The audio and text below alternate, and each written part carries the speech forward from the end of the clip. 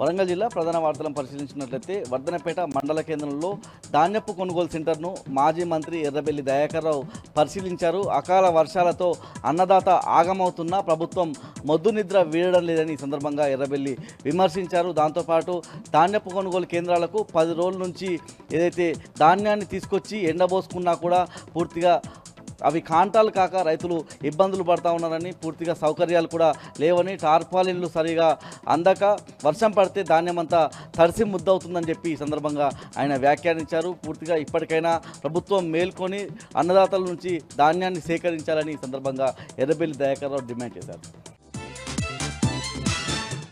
హన్మకొండ జిల్లా ప్రధాన వార్తలను పరిశీలించినట్లయితే హన్మకొండ జిల్లా బీఆర్ఎస్ పార్టీ కార్యాలయంలో మాజీ ఎమ్మెల్యే పెద్ది సుదర్శన్ రెడ్డి బీఆర్ఎస్ శ్రేణులతో కలిసి మీడియా సమావేశం నిర్వహించారు. పూర్తిగా కాంగ్రెస్ ప్రభుత్వం అవినీతిలో కూరుకుపోయిందని, అన్ని శాఖల్లోనూ అవినీతి జరుగుతుందని ఈ సందర్భంగా పెద్ది సుదర్శన్ రెడ్డి వ్యాఖ్యానించారు. పూర్తిగా రైతాంగం అమ్మేటువంటి పంటల విషయంలోనూ అవినీతిలో ఈ ప్రభుత్వం కూరుకుపోయిందని, దీంతో రైతన్న నష్టాల్లో కూరుకుపోయాడని, ముఖ్యంగా ధాన్యపు కొనుగోలుకు సంబంధించి 14-15 నెలల క్రితం హైకోర్టులో కేసు వేస్తే ఇప్పటి వరకు వాయిదాల ద్వారా దాన్ని కొనసాగిస్తూ వస్తున్నారన్నటువంటి వ్యాఖ్యలను పెద్ది సుదర్శన్ రెడ్డి చేశారు. దాంతోపాటు CCI ద్వారా పత్తి కొనుగోళ్ల విషయంలోనూ రైతులకు ఎగనామం పెట్టే విధంగా వాళ్ళను మోసం చేశారని చెప్పి ఈ సందర్భంగా పెద్ది సుదర్శన్ రెడ్డి వ్యాఖ్యానించారు. 3,000 కోట్ల రూపాయల అవినీతి జరిగిందని CCI పత్తి కొనుగోలుకు సంబంధించి ఆ డబ్బులన్నింటినీ ఎవరైతే CCIకి అమ్మినటువంటి పత్తికి సంబంధించిన రైతులకు వెంటనే ఆ ఖాతాల్లో ఆ డబ్బులను జమ చేయాలని ఈ సందర్భంగా పెద్ది సుదర్శన్ రెడ్డి డిమాండ్ చేశారు. మహబూబాబాద్ జిల్లా ప్రధాన వార్తలను పరిశీలించినట్లయితే తొర్రూరు పెద్దవంగరకు సంబంధించినటువంటి బీఆర్ఎస్ ముఖ్య నాయకులు కార్యకర్తలతో మాజీ మంత్రి ఎర్రబెల్లి దయాకర్రావు సమావేశం నిర్వహించారు. ఈ సందర్భంగా ఆయన మాట్లాడుతూ స్థానిక సంస్థల ఎన్నికల్లో బీఆర్ఎస్ పార్టీ ఘన విజయం సాధిస్తుందని చెప్పారు. ముఖ్యంగా నిన్న సీఎం రేవంత్ రెడ్డి మాట్లాడినటువంటి వ్యాఖ్యలతో కాంగ్రెస్ పని పూర్తిగా అయిపోయిందని ఆయన చెప్పిన సందర్భం కనిపిస్తూ ఉంది. మళ్ళీ ఇవాళ ఢిల్లీ నుంచి రేవంత్ రెడ్డికి పిలుపు వచ్చిందని, ఈసారి అక్కడికి వెళ్ళి వస్తే అతని పదవి ఉంటుందో ఊడిపోతుందో తెలియని పరిస్థితుల్లో రేవంత్ రెడ్డి ఉన్నాడని ఈ సందర్భంగా ఎర్రబెల్లి దయాకర్రావు ఎద్దేవా చేశారు. ములుగు జిల్లా ప్రధాన వార్తలను పరిశీలించినట్లయితే తాడ్వాయి మండలంలోని 163 జాతీయ రహదారిపైన పోలీసులు వాహన తనిఖీ నిర్వహించారు. ఈ క్రమంలోనే 2 బొలెరో వాహనాల్లో పశువులను తరలిస్తున్న వాహనాలను పట్టుకున్నారు. ఆ వాహనాలు భద్రాద్రి కొత్తగూడెం జిల్లా చెర్ల మండలం నుంచి హైదరాబాద్కు పశువులను కబేరాలకు తరలిస్తున్నట్టుగా తెలిసింది. పట్టుకున్నటువంటి 16 పశువులను ఏదైతే జయశంకర్ భూపాలపల్లి జిల్లా దగ్గర ఉన్నటువంటి రాంపూర్ గోశాలకు తరలించారు. 2 పైన కేసులు నమోదు చేశారు.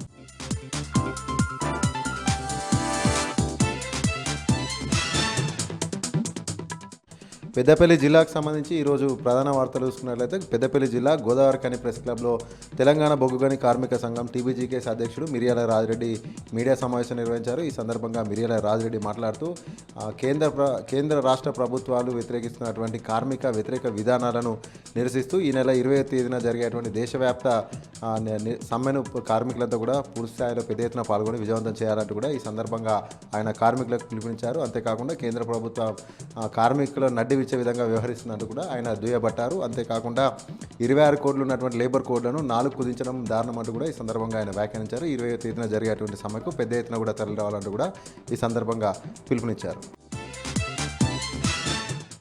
అలాగే మరొక ప్రధాన వార్త చూసుకున్నట్లయితే పెద్దపల్లి జిల్లా గోదావరిఖని గాంధీ చౌరసా వద్ద రామగుండం ట్రాఫిక్ పోలీసుల ఆధ్వర్యంలో హెల్మెట్ అవగాహన కార్యక్రమాన్ని నిర్వహించారు. ఈ సందర్భంగా ఏర్పాటు చేసిన సమావేశంలో Ramagundam police commissionerate admin DCP రాజు మాట్లాడుతూ ప్రతి ఒక్కరు కూడా తమ వంతుగా ట్రాఫిక్ రూల్స్ పాటిస్తూ ప్రమాదరహిత సమాజాన్ని నిర్మించాలంటూ కూడా ఆయన సూచించారు. అంతేకాకుండా హెల్మెట్ ధరించడం ప్రతి ఒక్క ద్విచక్ర వాహనం తప్పనిసరి అంటూ కూడా సూచించారు. హెల్మెట్ ధరించకుండా అలాగే నియమాలు పాటించకుండా వారిపైన పూర్తి స్థాయిలో కఠిన చర్యలు తీసుకోవడం జరుగుతాయంటూ కూడా ప్రతి ఒక్కరూ బాధ్యతాయుతంగా నడుచుకొని ట్రాఫిక్ రూల్స్ అవగాహన చేసుకొని ట్రాఫిక్ రూల్స్ పాటిస్తూ కూడా ప్రమాదరహిత సమాజాన్ని నిర్మించాలంటూ కూడా ఈ సందర్భంగా ఆయన పిలుపునిచ్చారు. అనంతరం SBI బ్యాంకు సహకారంతో అక్కడ ఉన్నటువంటి వాహనదారులకు హెల్మెట్లు ఉచితంగా పంపిణీ చేశారు.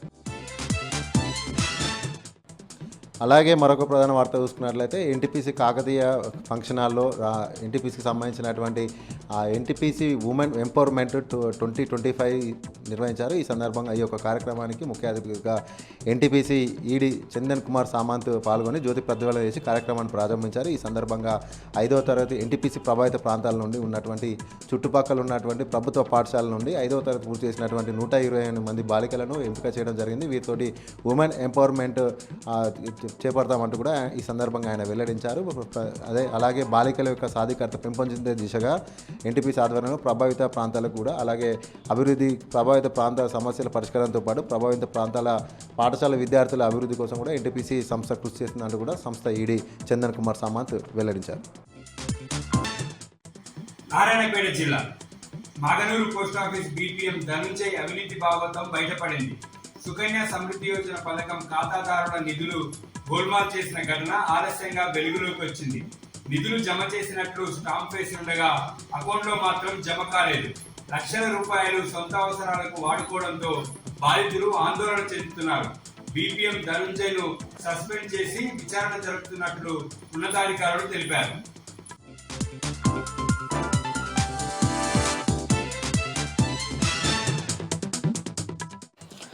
జగిత్యాల జిల్లా నుంచి ఇవాళ వార్తలు ఒకసారి పరిశీలిస్తే జగిత్యాలలోని ప్రధాన వ్యవసాయ మార్కెట్ చలిగల్లో ఇవాళ రైతులంతా రోడ్డెక్కారు. నిజామాబాద్ జగిత్యాల ప్రధాన రహదారిపైన బైఠాయించి నిరసన వ్యక్తం చేస్తారు. ఎందుకంటే గత నెల రోజులకు పైగా ధాన్యం అక్కడే ఉంది, ఎండకు ఎండుతోంది, వర్షానికి నానుతోంది, కానీ తమను పట్టించుకునే నాదులు లేదు.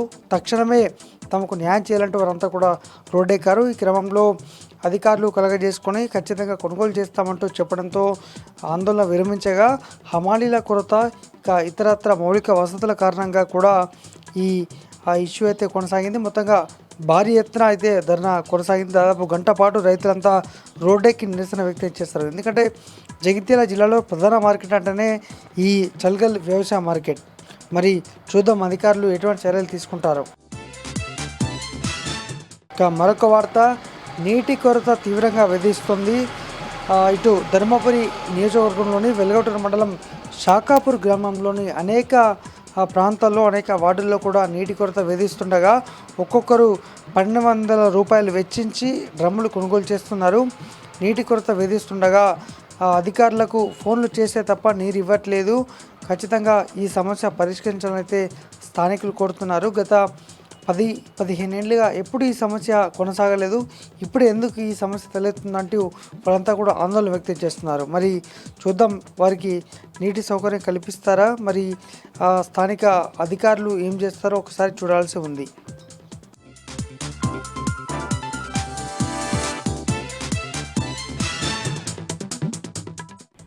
సూర్యాపేట జిల్లా వార్తలు ఒకసారి చూద్దాం. సూర్యాపేట జిల్లా కేంద్రంలో 100 మంది లబ్ధిదారులకు కళ్యాణ లక్ష్మి షాదీ ముబారక్ చెక్కుల్ని పంపించేశారు మాజీ మంత్రి సూర్యాపేట ఎమ్మెల్యే జగదీష్ రెడ్డి. కేసీఆర్ గారు ప్రవేశపెట్టినటువంటి షాదీ ముబారక్ కళ్యాణ లక్ష్మి పథకాన్ని కాంగ్రెస్ పార్టీ కొనసాగిస్తూ ఉంది. తులం బంగారం ఇస్తామని మాట తప్పారు.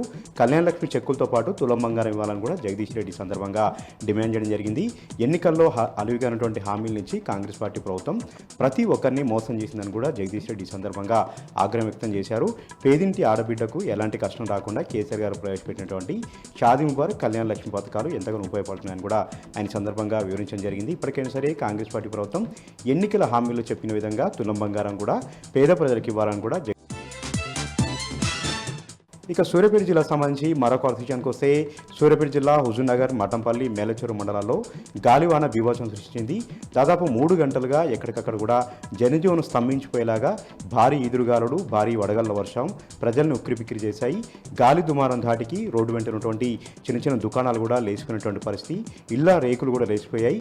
మామిడి తోటలను కూడా పూర్తిగా ధ్వంసమైనటువంటి పరిస్థితి సూర్యాపేట జిల్లాలో నెలకొంది. 3 గంటలుగా ఎడతెరు లేకుండా భారీ వర్షం కురవడంతో ఎక్కడికక్కడ ధాన్యం కొనుగోలు కేంద్రాలు కూడా ధాన్యమంతా కూడా తడిసిముద్దైంది. ప్రధానంగా పప్పటి తోటలకు తీరని నష్టం వాటిల్లింది. మామిడి తోటలకు పిందెలన్నీ కూడా రాలిపోయి, మామిడికాయలన్నీ కూడా రాలిపోయి రైతులకు అపార నష్టాన్ని మిగిల్చింది ఈ గాలివాన. ఇప్పటికైనా సరే ప్రభుత్వం నష్టపోయినటువంటి రైతులను ఆదుకోవాలి. అదేవిధంగా గాలి దుమారానికి ఇళ్ల పైకప్పులు లేచుకున్నటువంటి పేదలకు కూడా ఆర్థిక సాయం చేయాలని కూడా పలువురు డిమాండ్ చేస్తూ ఉన్నారు. ఇక నల్గొండ జిల్లాకు సంబంధించి మరొక వార్త విషయానికి వస్తే నల్గొండ జిల్లాలో సుడిగాలి పర్యటన చేస్తూ ఉన్నారు నల్గొండ జిల్లా కలెక్టర్ ఇలా త్రిపాఠి. శాలిగారవరం మండలంలో ధాన్యం కొనుగోలు జరగక రైతులు ఇబ్బంది పడుతూ ఉంటే అక్కడ ఆందోళన చేస్తే వెంటనే అక్కడ చేరుకొని ధాన్యం కొనుగోలను పర్యవేక్షణ చేశారు నల్గొండ జిల్లా కలెక్టర్ ఇలా త్రిపాఠి. పలు ఐకేపీ కేంద్రాలను తనిఖీలు చేశారు. అక్కడికి కలెక్టర్ వెళ్ళినటువంటి నేపథ్యంలో అక్కడ ఉన్నటువంటి నిర్వాహకులు రైతులు వాపోవడం జరిగింది, గోడు వెళ్ళబోసుకున్నారు. 20 రోజులుగా ధాన్యం కొనుగోలు జరగట్లేదు, లారీలు లేవు, గన్నె బ్యాగులు లేవు, హమాలీల కొరత ఉందని కలెక్టర్కి వివరించడంతో ఇమ్మీడియట్గా అక్కడ ధాన్యం కొనుగోలుకు సంబంధించినటువంటి అన్ని చర్యలు తీసుకోవాలని కూడా కలెక్టర్ ఈ సందర్భంగా అధికారులను ఆదేశించారు. ధాన్యం కొనుగోలులో జాప్యాన్ని సహించలేదు, రైతులకు ఎలాంటి ఇబ్బంది లేకుండా చర్యలు తీసుకోవాలని కూడా నల్గొండ జిల్లా కలెక్టర్ ఇలా త్రిపాఠి అధికారులను ఆదేశించారు.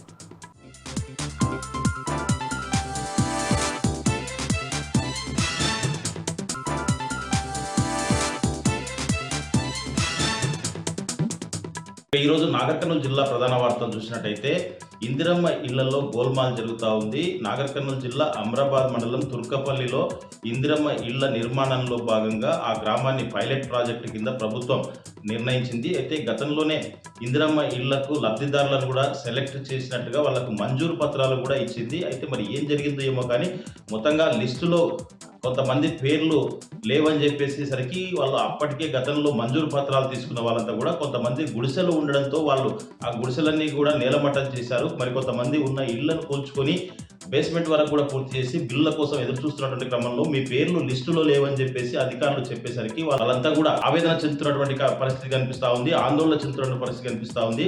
రేవంత్ రెడ్డి పేరు మీద ఉన్నటువంటి మంజూరు పత్రాన్ని కూడా ఇచ్చారని చెప్పేసి మరి ఇప్పుడెందుకు లిస్టులో పేరు రాలేదని చెప్పేసి ఇదంతా కూడా రాజకీయంగా చేస్తున్నారని చెప్పేసి కేవలం బీఆర్ఎస్ పార్టీకి మేము అనుకూలంగా ఉన్నామని చెప్పేసి ఈ కుట్ర పన్నారని, కేవలం కాంగ్రెస్ వాళ్లకు మాత్రమే ఉన్న వాళ్లకు మాత్రమే ఇందిరమ్మ ఇల్లు మంజూరు చేసి లిస్టులో పేర్లు వచ్చాయని చెప్పేసి దీనిపైన మేము ఎంతవరకైనా పోరాటం చేస్తామని చెప్పేసి కూడా ఎవరైతే ఇల్లు రానటువంటి లిస్టులో పేరు లేనటువంటి బాధితులు లబ్ధిదారులు ఉన్నారో వాళ్ళంతా కూడా ఆందోళన చెందుతున్నటువంటి పరిస్థితి కనిపిస్తూ ఉంది. ఆవేదన వ్యక్తం చేయడంతో పాటు వాళ్ళు కలెక్టరేట్ వద్దకు కూడా వెళ్ళి ఫిర్యాదు చేస్తామని చెప్పేసి కూడా ప్రభుత్వాన్ని హెచ్చరించినటువంటి పరిస్థితి అయితే కనిపిస్తూ ఉంది. మరొక వార్త చూసినట్టయితే నాగర్ కర్నూలు జిల్లా కల్వకుర్తి పట్టణంలో ఉండేటువంటి కోర్టు భవన సముదాయం 100 సంవత్సరాలకు చేరుకోవడంతో అది పాతబడి శిథిలావస్థకు చేరిందని చెప్పేసి వర్షం పడితే మొత్తం కురుస్తూ ఉందని చెప్పేసి ఎప్పుడు పైపెచ్చులు పడతాయని చెప్పేసి భయంతో గడుపుతున్నామని చెప్పేసి వర్షానికి రికార్డు రూమ్ అంతా కూడా రికార్డులన్నీ తడిసిపోతున్నాయని దీన్ని దృష్టిలో పెట్టుకొని రాష్ట్ర ప్రభుత్వం ముఖ్యమంత్రి ఈ ప్రాంతం వాడైనందున ఖచ్చితంగా కోర్టు సముదాయానికి సంబంధించినటువంటి నిధులు మంజూరు చేసి భవన నిర్మాణానికి కృషి చేయాలని చెప్పేసి ఈరోజు కల్వకుర్తి బార్ అసోసియేషన్ అధ్యక్షుడు నరేందర్ రెడ్డి ఆధ్వర్యంలో న్యాయవాదులంతా కలిసి మీడియా సమావేశం ఏర్పాటు చేసి రాష్ట్ర ప్రభుత్వాన్ని రిక్వెస్ట్ చేసినటువంటి పరిస్థితి కనిపించింది. త్వరితగతిన కల్వకుర్తి కోర్టు సముదాయ భవనాన్ని నూతన ఆధునీకరణ దశలో నిర్మించి ప్రారంభించాలని చెప్పేసి కూడా వారు రాష్ట్ర ప్రభుత్వాన్ని కోరినటువంటి పరిస్థితి అయితే కనిపించింది. భవనం అనుకూలంగా లేక ఇబ్బందులు ఎదురవుతున్నాయని చెప్పేసి నూతన భవనం నిర్మించినట్లయితే ప్రతి ఒక్కరికి కూడా అనుకూలంగా ఉంటుందని చెప్పేసి కూడా వాళ్ళు రాష్ట్ర ప్రభుత్వాన్ని త్వరితగతిన భవనం నిర్మించాలని చెప్పేసి రిక్వెస్ట్ చేసినటువంటి పరిస్థితి కనిపించింది. మరొక వార్త చూసినట్టయితే నాగర్ కర్నూలు జిల్లా వ్యాప్తంగా కూడా శ్రీ పోతులూరి వీర బ్రహ్మేంద్ర స్వామి ఆరాధన ఉత్సవాలు బ్రహ్మంగారి ఆలయాల వద్ద ఎంతో ఘనంగా కనుల పండుగ నిర్వహించారు. నాగర్ కర్నూలు, కల్వకుర్తి, అచ్చంపేట, కొల్లాపూర్ నియోజకవర్గాలతో పాటు పలు మండలాల్లో ముఖ్యంగా కల్వకుర్తితో పాటు తెల్కపల్లి మండలం కమ్మారెడ్డిపల్లిలో ఉన్నటువంటి ఆలయంలో ఆరాధన ఉత్సవాలు ఎంతో ఘనంగా నిర్వహించారు. కమ్మారెడ్డిపల్లితో పాటు గౌరెడ్డిపల్లికి సంబంధించినటువంటి వారే కాకుండా సుదూర ప్రాంతాల నుంచి కూడా అక్కడికి వచ్చేసి నిన్నటి నుంచి కూడా స్వామివారి ఆరాధన ఉత్సవాలు ఎంతో ఘనంగా నిర్వహించారు. సామూహిక కుంకుమార్చనతో పాటు సామూహిక సత్యనారాయణ వ్రతాలు, అభిషేకాలతో పాటు ప్రత్యేక పూజలు చేసినటువంటి పరిస్థితి కనిపించింది. స్వామివారికి పల్లకి సేవ కూడా నిర్వహించడం జరిగింది. మొత్తంగా చూసినట్టయితే శ్రీ పోతులూరి వీర బ్రహ్మేంద్ర స్వామి ఆరాధన ఉత్సవాలు ఎంతో ఘనంగా నిర్వహించడం ఎంతో సంతోషంగా ఉందని చెప్పేసి కూడా భక్తులు తెలిపినటువంటి పరిస్థితి కనిపించింది.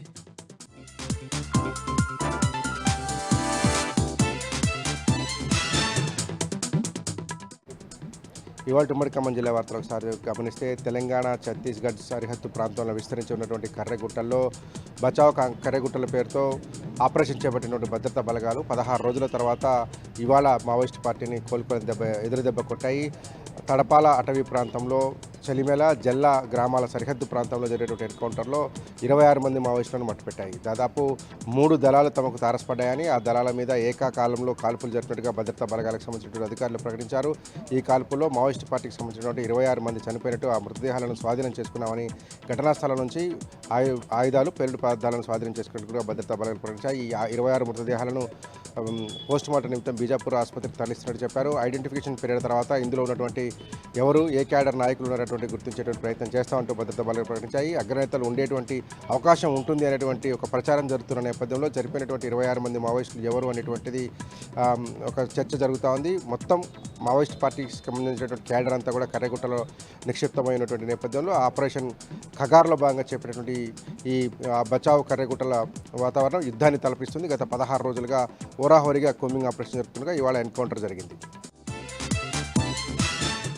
ఇక ఖమ్మం ఎమ్మెల్యే క్యాంప్ కార్యాలయంలో నిర్వహించినటువంటి కాంగ్రెస్ పార్టీ సంస్థాగత నిర్మాణ కార్యక్రమానికి సంబంధించినటువంటి సమావేశం రసాభాసగా మారింది. మంత్రి తుమ్మల తీరుపై ఆగ్రహం వ్యక్తం చేస్తూ స్థానిక కాంగ్రెస్ నేతలు వాగ్వాదానికి దిగారు. తుమ్మల తీరు సరిగా లేదంటూ కాంగ్రెస్ పార్టీ కోసం పనిచేసేటువంటి కార్యకర్తలను కాకుండా కొత్తగా వచ్చిన వారికి ప్రాధాన్యత ఇస్తున్నారంటూ పాత కాంగ్రెస్ నాయకులు ఆగ్రహం వ్యక్తం చేశారు. తుమ్మల వేదిక మీద తాను మాట్లాడి వెళ్ళిపోతారని, కార్యకర్తల మనోభావాలు గుర్తించారని, ఈ తీరుగా వ్యవహరిస్తే కాంగ్రెస్ పార్టీకి నష్టం జరుగుతుందంటూ స్థానిక కాంగ్రెస్ నాయకులు ఆందోళన వ్యక్తం చేశారు.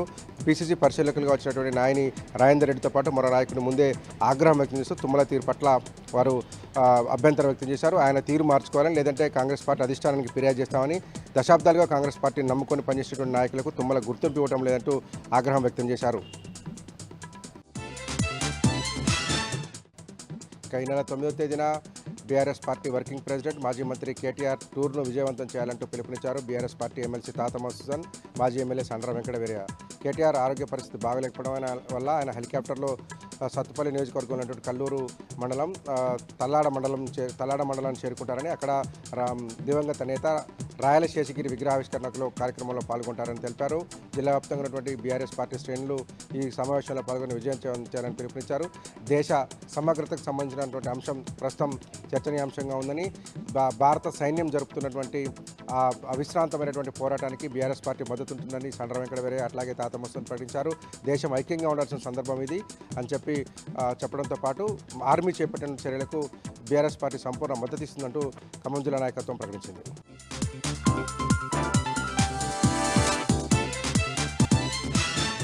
నిజామాబాద్ జిల్లా వార్తల విషయానికి వస్తే, నిజామాబాద్ జిల్లా బాల్కొండ నియోజకవర్గ కేంద్రంలో పలు అభివృద్ధి పనులను ప్రారంభించారు బాల్కొండ ఎమ్మెల్యే మాజీ మంత్రి వేముల ప్రశాంత్ రెడ్డి.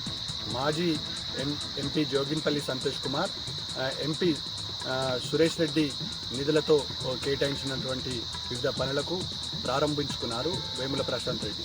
బాల్కొండ నియోజకవర్గంలో గత కొద్ది రోజుల నుంచి ప్రభుత్వం ఏర్పడి 17 నెలలు గడిచిన ఎమ్మెల్యేలకు రావాల్సినటువంటి ఫండు 5 కోట్ల రూపాయలు సంవత్సరానికి ఇప్పటి వరకు ₹1 కూడా ప్రభుత్వం విడుదల చేయలేదని ఆగ్రహం వ్యక్తం చేశారు వేముల ప్రశాంత్ రెడ్డి. ప్రభుత్వం కక్ష సాధింపు చర్యల్లో భాగంగానే తనకు నిధులు కేటాయించడం లేదని విమర్శిస్తున్నాను కాబట్టే నిధులు మంజూరు చేయడం లేదు, ప్రభుత్వం చేస్తున్నటువంటి అవినీతి ఆరోపణలు ఎండగడుతూ ప్రజలకు ఇచ్చిన హామీలు నెరవేర్చమంటూ డిమాండ్ చేస్తున్నారు కాబట్టి ప్రభుత్వం ₹1 కూడా ఇప్పటి వరకు బాల్కొండ నియోజకవర్గానికి నిధులు కేటాయించలేదని ఆవేదన వ్యక్తం చేశారు బాల్కొండ ఎమ్మెల్యే వేముల ప్రశాంత్ రెడ్డి. ప్రభుత్వం ఎన్ని కక్ష సాధింపు చర్యలు చేపట్టినా, ప్రభుత్వం ఎన్ని కక్షపూరితంగా వ్యవహరించినా తప్పకుండా ప్రజల పక్షాన్ని నిలబడతాం. ఖచ్చితంగా 6 గ్యారెంటీతో పాటు ప్రభుత్వం ఇచ్చేటువంటి అనేక హామీలు నెరవేర్చేంత వరకు ఊరుకునే ప్రసక్తి లేదని అన్నారు బాల్కొండ ఎమ్మెల్యే మాజీ మంత్రి వేముల ప్రశాంత్ రెడ్డి. కామారెడ్డి జిల్లాలోని మరో ప్రధాన వార్త విషయానికి వస్తే, కామారెడ్డి జిల్లాలో అకాల వర్షం రైతులకు ఇబ్బందులను తెచ్చిపెడుతుంది. గత కొద్ది రోజుల నుంచి అకాల వర్షంతో వరి ధాన్యం తడిసి ముద్దవుతుంది. ఎఫ్సిఐ కొనుగోలు కేంద్రాలలో సకాలంలో కొనుగోలు చేయక రైతులు తీవ్ర ఇబ్బందులు ఎదుర్కొంటున్నారు. కాంటాలను ప్రారంభించి 45 రోజులు గడిచినా సకాలంలో ధాన్యాన్ని కొనుగోలు చేయక, అదేవిధంగా కొనుగోలు చేసిన ధాన్యాన్ని ఇక్కడ నుంచి లిఫ్ట్ చేయకపోవడం వల్ల రైతులు ఎండకు పండించినటువంటి ధాన్యం ఎండకు ఎండి వానకు తడుస్తున్న సందర్భం స్పష్టంగా కనబడుతుంది. అధికార యంత్రాంగం వైఫల్యంతో చిన్న సన్నకారు రైతులు ముఖ్యంగా నష్టపోయిన సందర్భం స్పష్టంగా ఉంది. ఈ నేపథ్యంలో ఇటు వ్యవసాయ శాఖ అధికారులు, అటు ధాన్యం కొనుగోలు నిర్వాహకం వల్ల ఇవాళ రైతులు తీవ్ర ఇబ్బందులు ఎదుర్కొంటున్నారంటున్నారు. ఈ నేపథ్యంలో తడిసిన ధాన్యాన్ని ప్రభుత్వం తక్షణమే కొనుగోలు చేయాలి, రంగు మారిన ధాన్యాన్ని కూడా కొనుగోలు చేసి రైతులను ఆదుకోవాలని డిమాండ్ చేస్తున్న పరిస్థితి కామారెడ్డి జిల్లా వ్యాప్తంగా స్పష్టంగా కనబడుతుంది.